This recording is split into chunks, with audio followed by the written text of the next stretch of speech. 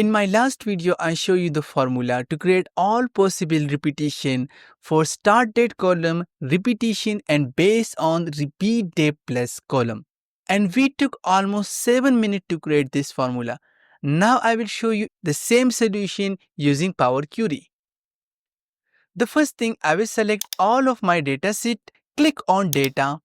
Here you can see from table/range. Simply load this data in Power Query editor.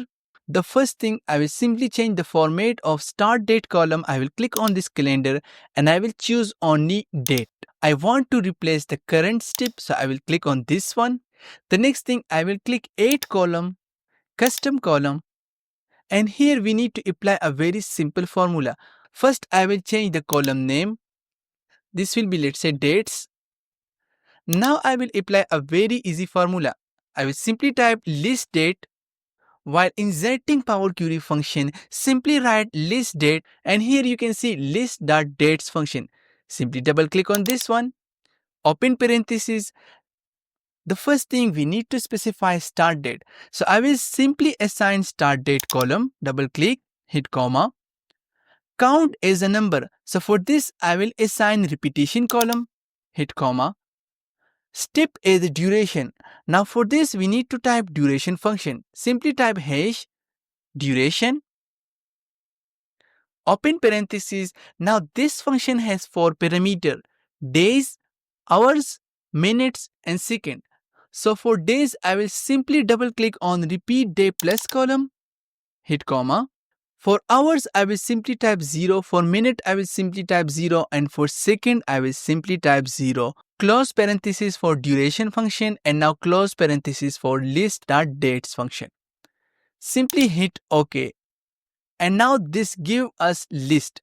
If I click any of the list, you can see we have start date till the end date based on repetition and repeat day plus column.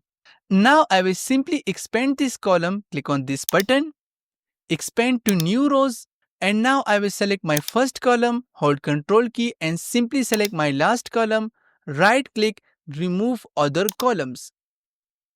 I will change the format of date column. I will click on ABC123 and simply choose date format.